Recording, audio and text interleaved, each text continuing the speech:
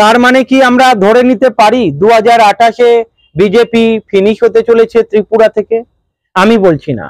ত্রিপুরা রাজ্যের রাজনৈতিক বিশ্লেষকরা যখন বলছে 2028-এ বিজেপি ফিনিশ হতে চলেছে, তখন কথাটা সিরিয়াস নিতে হয়। আজকের ত্রিপুরার মানুষ চাইছে না বিজেপিকে।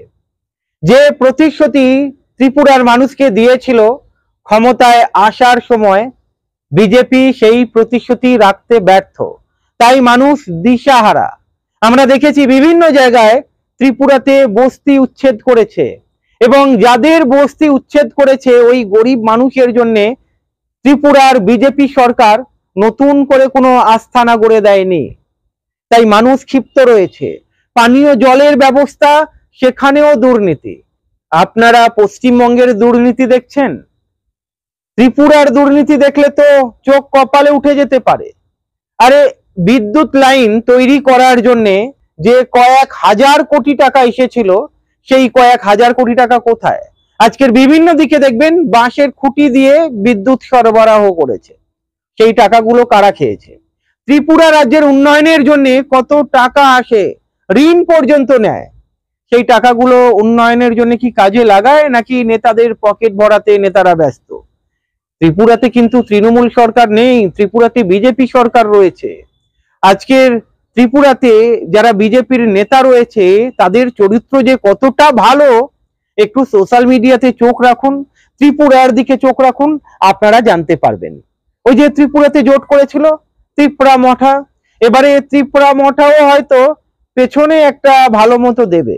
মানে 2028-এ তার আগেই হয়তো ত্রিপুরা মঠা বিজেপি ছেড়ে বেরিয়ে যেতে পারে। মানে সম্পর্ক এতটা তিক্ততায় পরিণত হয়েছে। আজকের সব দিকে দুর্নীতি। এই যে রাস্তাঘাটের বেহাল দশা দেখুন, কোটি কোটি টাকা আসে, আমি ভুল বললাম, কয়েক হাজার কোটি টাকা আসে, সেই টাকাগুলো কোথায় যায়? আজকের পশ্চিমবঙ্গে আমরা তৃণমূল সরকারকে উৎখাত করার জন্য আন্দোলন দেখতে পাচ্ছি। আজকের ত্রিপুরাতে যান, বিজেপি সরকারকে উৎখাত করার জন্য সাধারণ মানুষ রাস্তায় নেমেছে। যেখানে পাচ্ছে বিজেপির নেতাদের ধরে, মানে ব্লক স্তরের নেতাদের যারা পঞ্চায়েতে রয়েছে, পৌরসভায় রয়েছে, তাদেরকে ধরে ধরে আচ্ছা করে দিচ্ছে। যে প্রতিশ্রুতি দিয়েছিল সেই প্রতিশ্রুতি রাখতেই পারিনি। আপনারা শুধু পশ্চিমবঙ্গে শুনছেন বামেরাই ভালো ছিল, সাধারণ মানুষ বলছে। আজকের ত্রিপুরাতেও সাধারণ মানুষ বলছে বামেরা ভালো ছিল। ত্রিপুরাতে বিরোধী দলে সিপিআইএম রয়েছে, জোরদার আন্দোলন করছে বিভিন্ন ইস্যু নিয়ে। আজকের সিপিআইএম স্মার্ট মিটার নিয়ে যে প্রবল আন্দোলন ত্রিপুরাতে শুরু করেছে, যার ফলে ত্রিপুরা সরকার নাজেহাল। মানুষ ইলেকট্রিসিটির বিল দিতে পারছে না, কোথাও 84,000 টাকা বিল, কোথাও 90,000 টাকা বিল। সে প্রমাণ আগেও আপনাদেরকে দেখিয়েছি। এখানেই শেষ নয়, পানীয় জল, বাড়িতে ট্যাপ কল, ওই নল থেকে জল আসে, সাপ বেরোচ্ছে, মরা সাপ, পচা সাপ বেরোচ্ছে। এই জল মানুষ খাবে? মানে পরিষেবা যে বেটার করবে সেদিকে নয়, টাকা এরা ভালো খেতে জানে। আরে বিজেপির সভানেত্রী কোথাও যেন শুনছিলাম গাঁজার চাষ করছে। মানে মাদক দ্রব্য এতটা বেড়ে গেছে ত্রিপুরাতে, নেশার রাজ্যে পরিণত হয়েছে ত্রিপুরা। আজকের আমাদের পশ্চিমবঙ্গে আপনারা দেখছেন এসএসসি কেলেঙ্কারি, ত্রিপুরাতে যান, বাম সরকারের আমলে এসএসসি নিয়োগ বন্ধ করিয়ে দিয়েছিল সুপ্রিম কোর্ট, তারপরে একটা থাপ্পড় দিল, থাপ্পড় খাওয়ার পরে আবার সোজা হয়ে গিয়েছে। দেখুন চাকরি নেই ত্রিপুরাতে। কোন সরকার রয়েছে? বিজেপি সরকার। আসার আগে কি প্রতিশ্রুতি দিয়েছিল, এখন কি হচ্ছে, সেটা আমার মনে হয় সাধারণ মানুষ নিশ্চয়ই বুঝতে পারছে।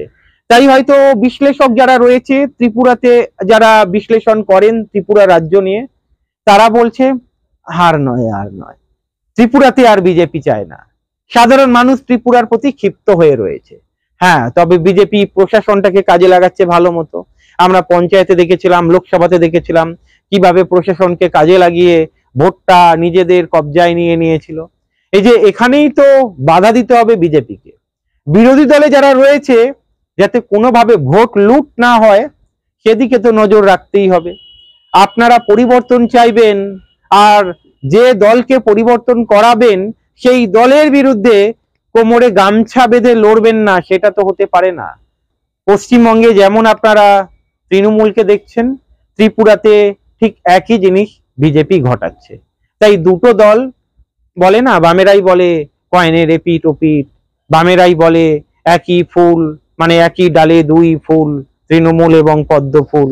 এই কথাগুলো কিন্তু বামেরাই বলে। ত্রিপুরাতে যেভাবে সরকার বিরোধী আন্দোলন বাম গড়ে তুলছে, সাধারণ মানুষ যেভাবে বামে ঝুঁকছে, বিভিন্ন দিকে যেভাবে মানুষ বামে যোগদান করছে, এখান থেকে বলা চলে 2028-এ জোরদার লড়াই বিজেপি বনাম সিপিআইএম। মানুষ সিপিআইএম এর পাশে রয়েছে, বিজেপির পাশে প্রশাসন রয়েছে। এবারে দেখার বিষয়, প্রশাসনের কাছে মানুষ হেরে যায় নাকি মানুষের কাছে প্রশাসন হেরে যায়, সেটাই দেখার বিষয়।